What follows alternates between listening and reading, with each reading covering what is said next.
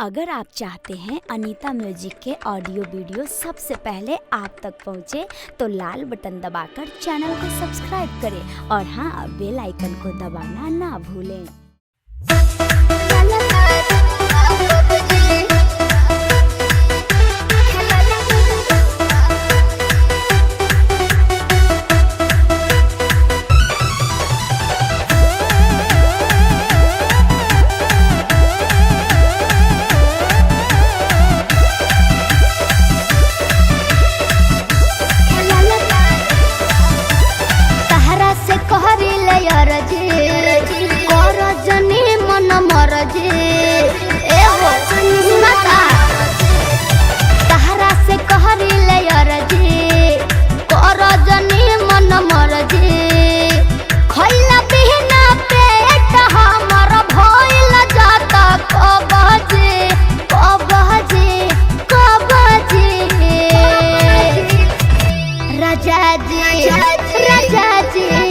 राजा जी छोड़ी अब जी खेलला करुआ पबजी।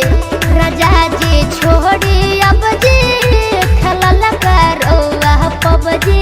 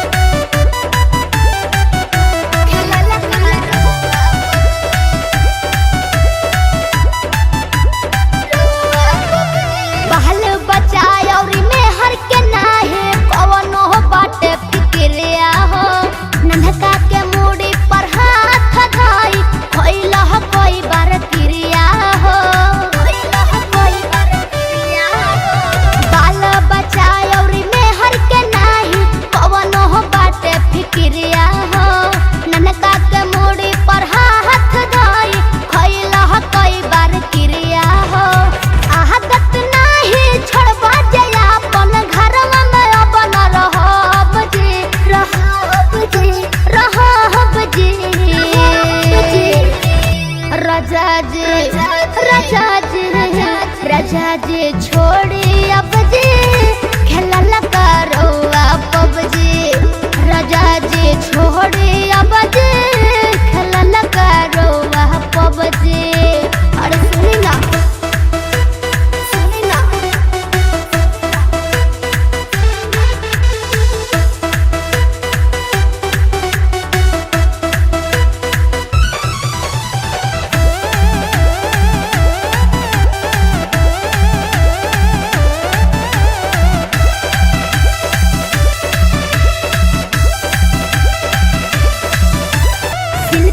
बतिया पकड़ा के और ना तो भागे मनई हर हो।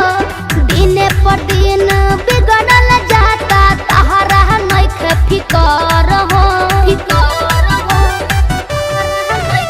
शिल्पी के बतिया पकड़ा के और ना तो भागे मनई हर हो। दिने पर दिन बिगड़ल जाता तहरा नइखे फिकर हो। अभिषेक राहुल सुधर